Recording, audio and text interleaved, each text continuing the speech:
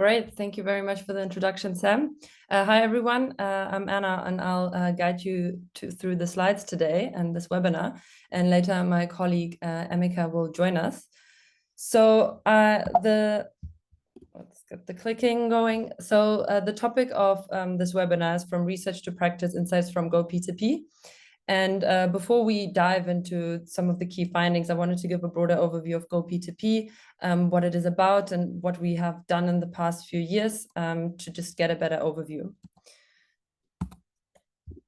There we go. So right on point, Sam, GO-P2P is the Global Observatory in peer-to-peer energy trading, community self-consumption, and transactive energy.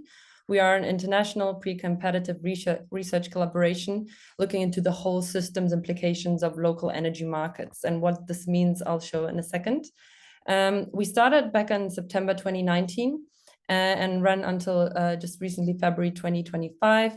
And in total, we had 10 member countries. This is Australia, Belgium, Ireland, Italy, Netherlands, New Zealand, South Korea, Switzerland, the UK, and the USA. And a few other participants from more than 15 different countries that also contributed to some of the outputs of GO-P2P. So this just shows sort of the coverage, geographical coverage we had during this time. In total, we were more than 200 participants from quite a wide range. We had a lot of academic contribution, industry, startups, and also nonprofits. Just a bit about the impact, and I will dive into more detail on this in a second. Some of the key outputs we've produced is that we've produced 6 subtask literature reviews, all published in different journals. What the subtasks are will be shown in the next slide. We also produced 1 paper defining the concept of peer-to-peer transactive energy and community self-consumption. We published 1 policy brief and had more, sort of our whole community had more than 43 joint publications. I mentioned the network of the 200 participants from more than 25 countries. And we also had a lot of networking opportunities pretty much across the globe, which I'll show in a second. And GO-P2P also has been collaborating with other organizations like the IEA3DEN, ENATBA, and UNEP, where we produced outputs together. So just a little bit about the structure and what this whole system approach of GO-P2P means. So local energy markets and peer-to-peer energy trading, they're quite complex systems and they cover a lot of layers. And so GO-P2P was structured into 5 subtasks. Subtask number 1 was the power systems integration layer. Subtask number 2 was the hardware, software, and data layer. And subtask number 3 was focused around transactions and markets. Subtask 4 was the economic and social value layer. And subtask 5 was the policy and regulatory layer. So GO-P2P was structured in these groups, and the members could participate in either 1 or multiple subtasks and contribute to the findings. And UCL team is sort of part of the subtask 0, the research, design, management, and analysis layer. And the idea of GO-P2P was to kind of produce output in certain steps. So first, we produced subtask literature reviews. We screened existing academic and non-academic literature to kind of scope the current state of art of these market models.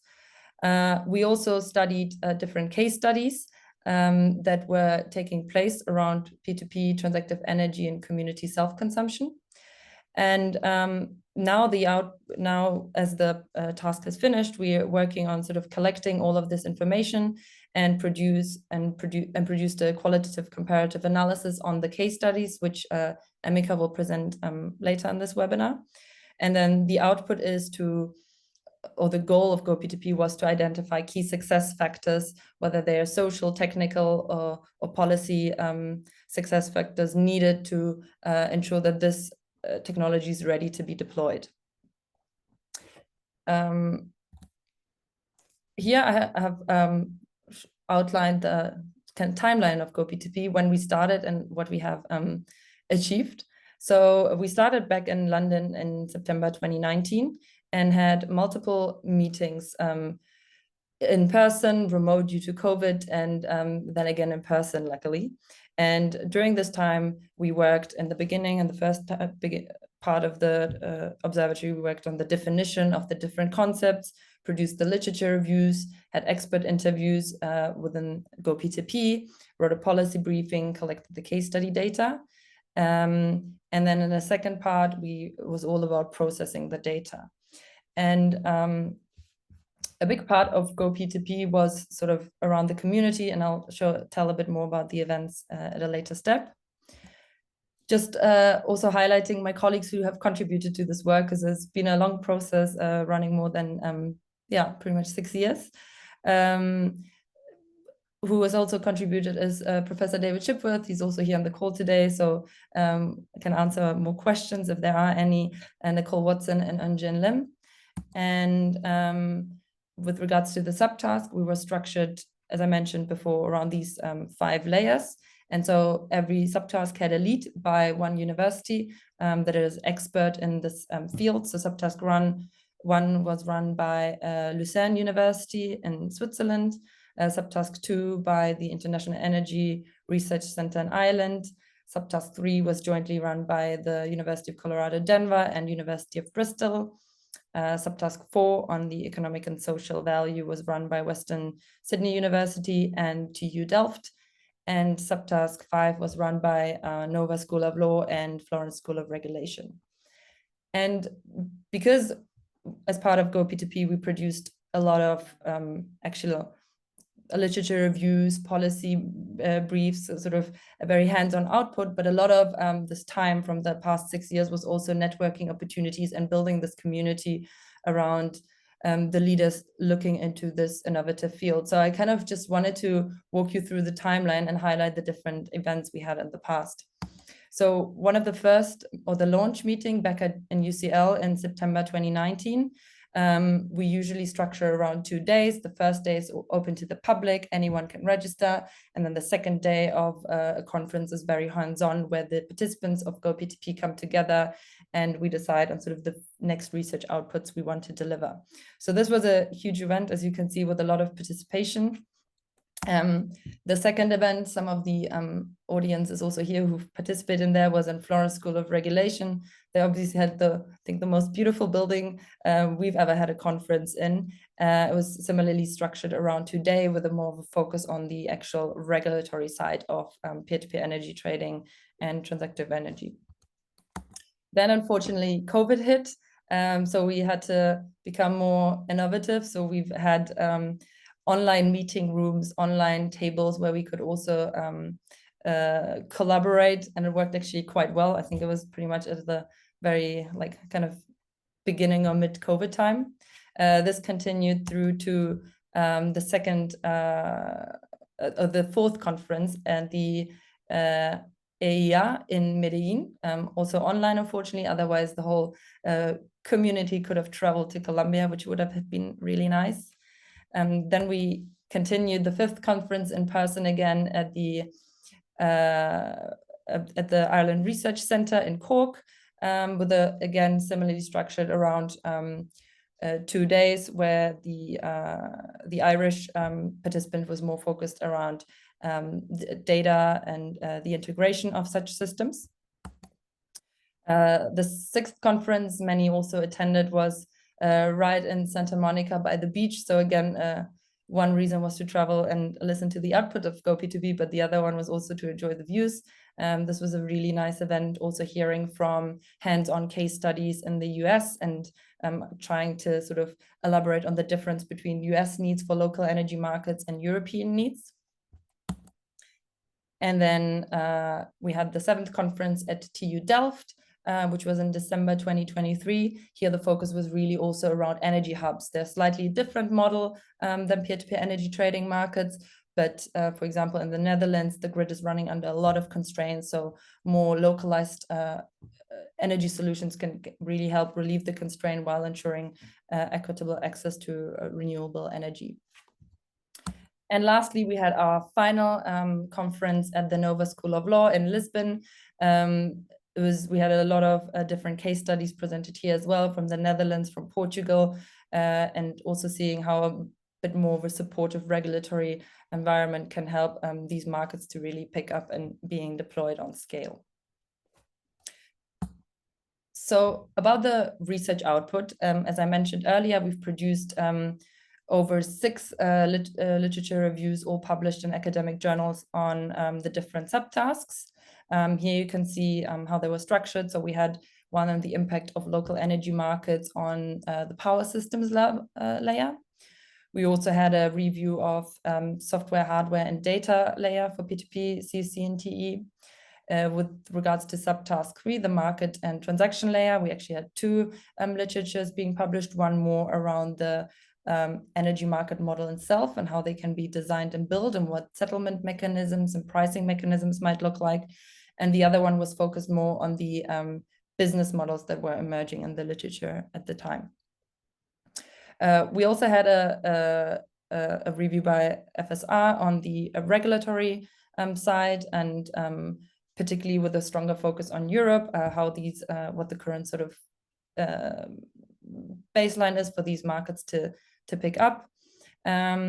And finally, we also produced, as part of the UCL team, a concept definition paper, really trying to narrow down what peer-to-peer, transactive energy, and community self-consumption is, because we saw that we often speak a lot about the same concepts, not really knowing how to define them and not really knowing how to differentiate them. So this review was really focused on understanding what is a peer-to-peer, what is a transactive energy, and what is a community self-consumption market, how do they differentiate from each other, and what do they have in common. And finally, we also had peer-to-peer energy trading markets are often also associated with distributed ledger technologies as a sort of enabling technology. So we've also conducted expert interviews and looked at pilot projects and standards to see how this technology could have been applied to enable these markets. In this webinar, I'm not going to go into too much detail on these different literature reviews, but they are all linked and published on the users TCP GO-P2P website, which we can share a link to later, or I actually see there's already one in the chat. So definitely worth having a look through. They all have an abstract if you don't want to read the entire academic paper. What I thought might be interesting for today is go a bit through the policy recommendations. These are structured around the 5 subtasks of GO-P2P, and this is output produced by GO-P2P members and subtask leads. So I wanted to start with the power systems integration, and there's for each subtask, there are quite a few policy recommendations that were put out there, but I always picked one just to sort of highlight some of the key policy changes needed for these systems to be deployed. Because what we saw when also looking at case studies, many of these systems run within pilot conditions, potential regulatory sandboxes, and they don't really see wide-scale adoption yet. And it's always kind of a chicken and egg problem, is does the regulation need to be in place first, or do we need to start deploying these systems first? But they need to have the right environment to really provide a benefit.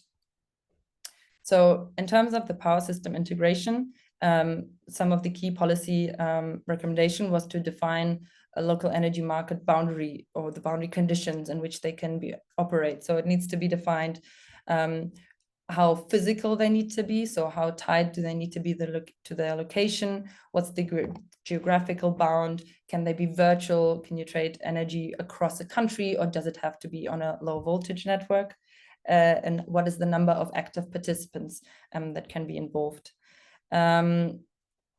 Some technical geographical constraints that might arise in a local energy market need to be addressed. What is the TSO, DSO coordination? What's their responsibility? And how can these markets potentially scale across different levels of the network? And finally, uniform definition, key points need to be provided to address these constraints. So if it's not clear what a local energy market is and at which bounds it can operate, this should be further defined. In terms of hardware and software, we need to enforce the use of fair data principles, specifically because we use smart meter data related to individual customers. There shouldn't be too much variance in the data from trials due to different hardware and software being used. And this also leads to unusable data and accurate modeling of the impacts of projects being scaled locally or nationally.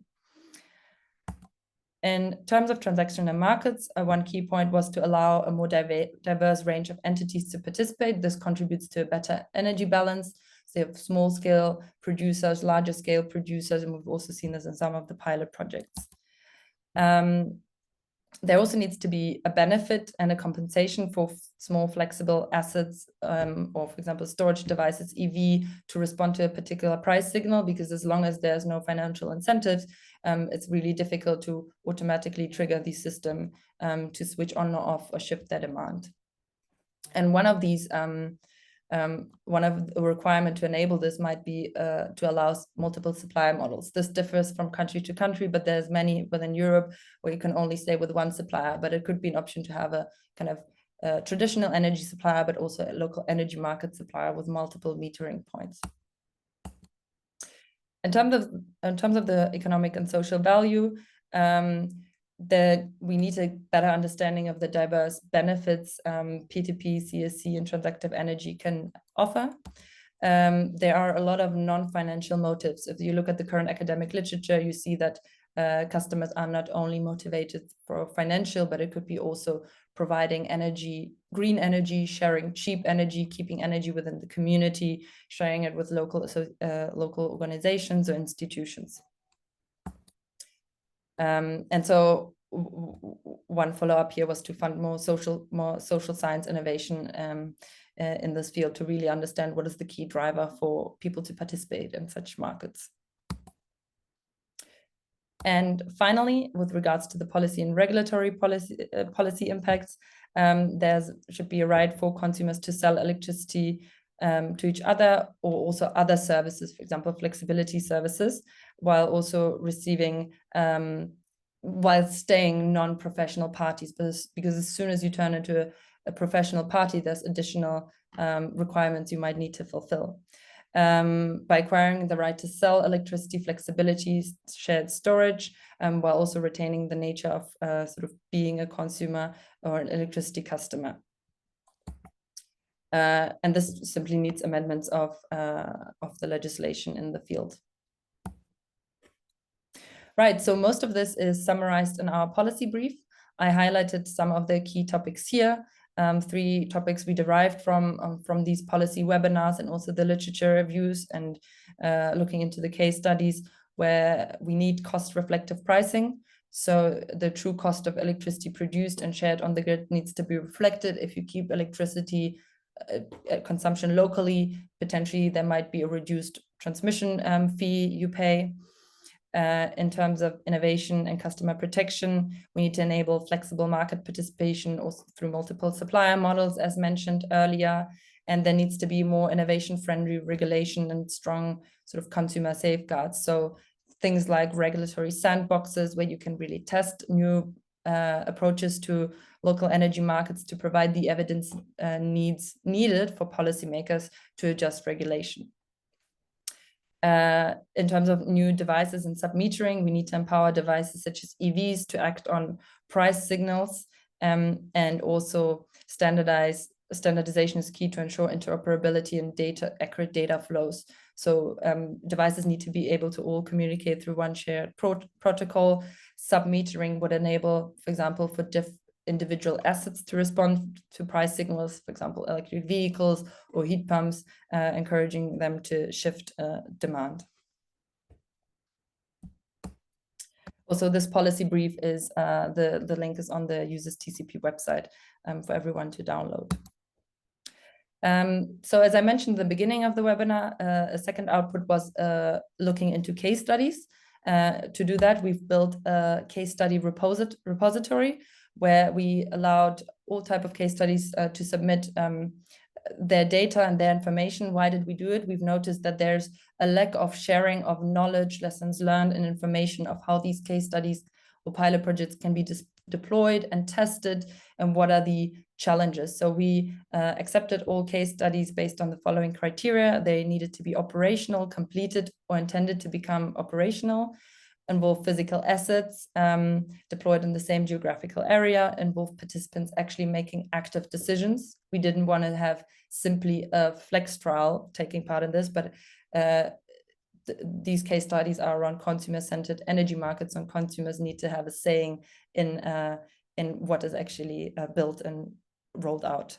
They needed to involve some form of ancillary services or energy services to respond to market signal, provide flexibility or other capacity. And finally, they should be about integrated solution stack. So not just a single solution, for example, not just the trading algorithm, but actually full solution being rolled out. That being said, we also accepted projects that were supposed to start but haven't started, for example, through challenges they met along the way. So actually learning from projects that failed is sometimes much more valuable than having projects that only succeeded, because then we can know where the bottlenecks are and which need to be addressed. All of this is shared in our case study repository. The link to it is GO-P2P, go-p2p.org. It's also linked on the users TCP website to have a look at. If you or anyone participating in the webinar is part of a case study and would like to contribute to the case study repository and submit their case study, feel free to reach out. We're still accepting submissions here. Right, and just before I hand over to Emeka, a few lessons learned from the case studies we've seen. Some of the obstacles encountered were regulatory gaps and very complicated billing that limited the actual rolled out of peer-to-peer energy trading systems. We encountered technical issues with interoperability, smart meter, data accuracy, data availability, supply chain delays, funding storages hindered the implementation, and sometimes it's also difficult to recruit participants because there is no really enabling environment. Project coordinators have to deal with a lot of adjustment or exceptions they need to address, not exceptions, but sort of challenges they need to address in order to allow participants to participate in these markets, and that caused a lot of difficulties to keep them involved. Some lessons learned from pilot project is to use equitable forward-looking pricing mechanisms. We've also seen that too complex pricing mechanisms might disincentivize customers to participate if they don't understand what's going on. Ensure infrastructure is ready and standardized, and that there's interoperable equipment. Design flexible project plans with contingencies for disruptions, and prioritize a transparent and inclusive community engagement. So really also about community engagement and educating and really making participants an active part. And some recommendations for policymakers from the case studies we looked at is to create a supportive, clear regulatory environment for these projects, invest into critical infrastructure, because without smart metering, you can't meter on a granular level. So that means you can't access or trade energy in near real time. Definitely provide funding to support funding support and streamline permitting to reduce project delays, because this could really disincentivize and disengage participants.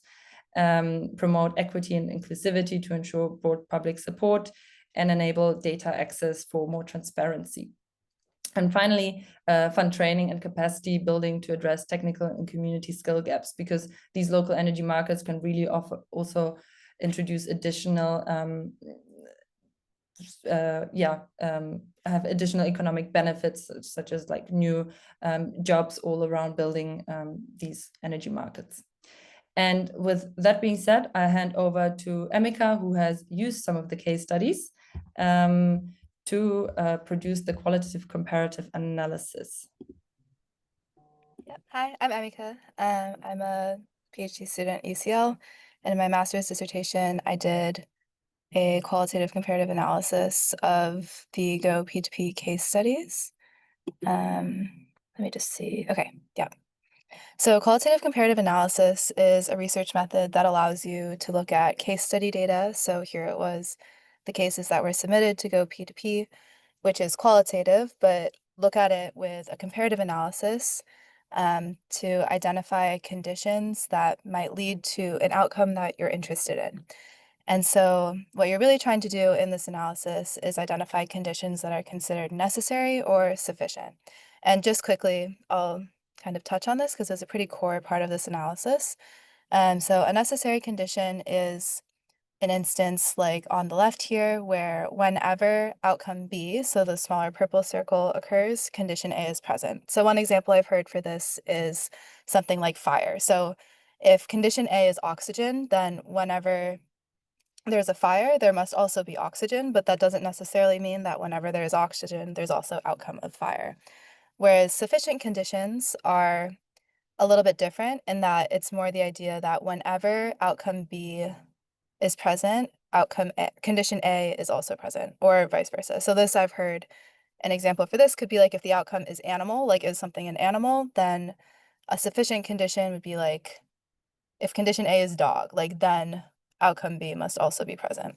And so qualitative comparative analysis basically allows you to code the characteristics of a case. So in this case, it was the characteristics of local energy markets in these case studies that were submitted. So characteristics could include lots of different things. It could be, is this at a neighborhood level? Is this at a country level? Is this a traditional, like, is there trade happening between participants, or are things incentivized through price signals? Different kinds of characteristics like that. And it allows you to look at those characteristics in a systematic way to identify which ones might be most important or necessary or sufficient for a certain outcome of interest. So in my qualitative comparative analysis, I looked at 11 cases from 10 country contexts. Many of these cases were cases that were submitted to GO-P2P, but I also sourced some from the wider internet. And they were really diverse in many ways, from the number of participants involved to how they were organized, and the technologies that were involved in them. And the outcome that I was most interested in looking at was whether or not flexibility was provisioned from this local energy market. And flexibility can mean lots of different things, and it also can hold benefit in many different contexts. So I used a pretty broad definition of this outcome, but the definition that I used was a change in home energy usage or building energy usage that could benefit the network was described as a market outcome because it was all the data was very qualitative. So both the condition definitions and the outcome definitions had to be based on like the case studies and what was stated in the case studies.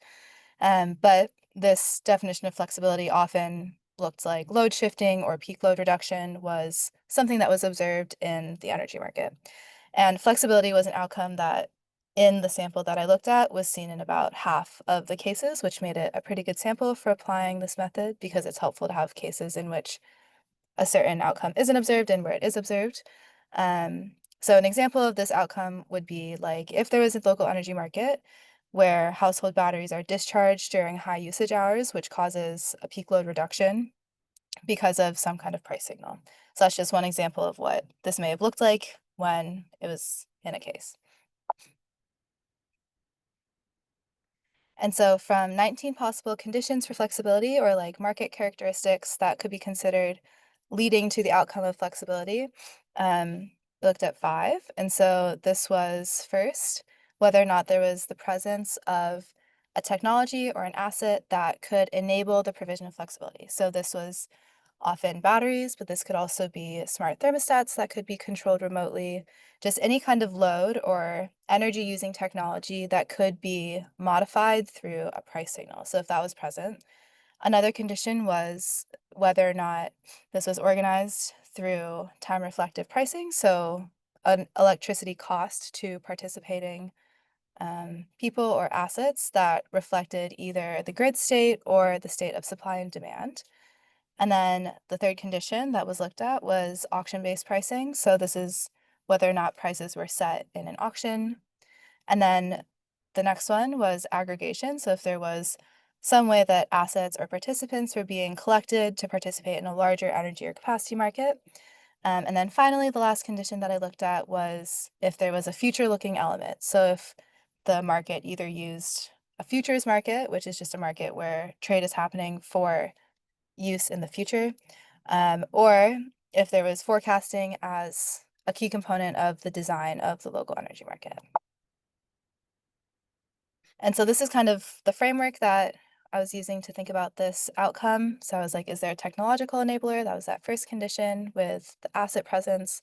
Was there an economic incentive to control that technological enabler? Was there some kind of coordination? And then was there forward-looking capability?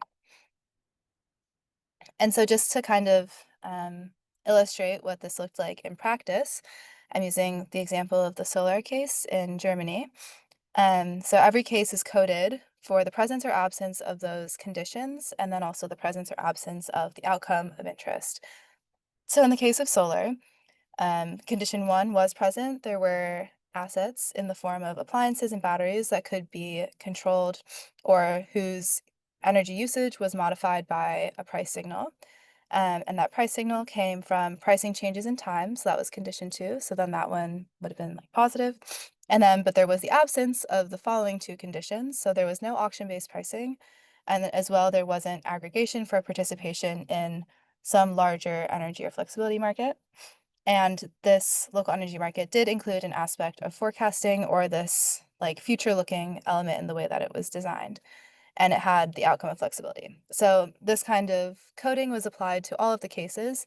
And then qualitative comparative analysis is a way to use basically logic to reduce down to just those conditions that fall into the category of necessary or sufficient.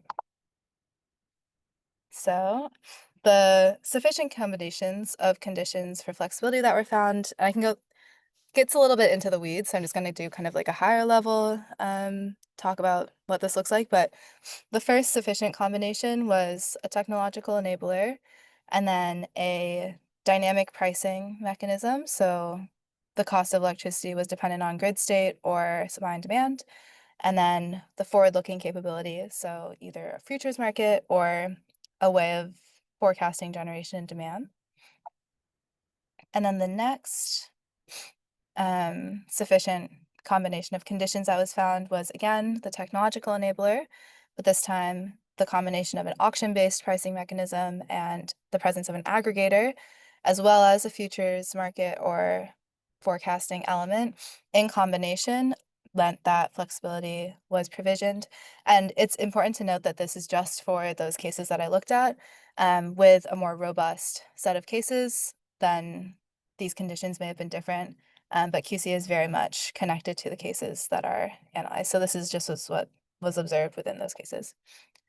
And then the necessary conditions that were found. So this is kind of like that fire and oxygen metaphor that I used earlier. So these are conditions where if this wasn't present, then flexibility was not observed in the cases. So these are really important conditions.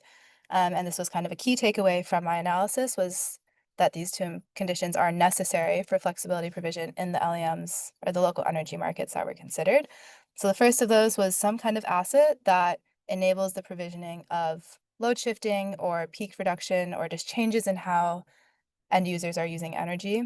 So again, that could be something like batteries, it could be something like smart meters, just some kind of asset that responds to a price signal and then adjusts the end use of electricity. And then the other necessary condition was a forward-looking capability or a way to interact with, I guess, like the future. So either through a futures market or through generation or demand forecasting. That was really important for predicting and I guess usefully applying changes to end user energy use. And yeah, so that was another output of GO-P2P, this analysis. And I guess I'll hand it back over to Anna to kind of close this out, but thanks. Thanks a lot, Emeka.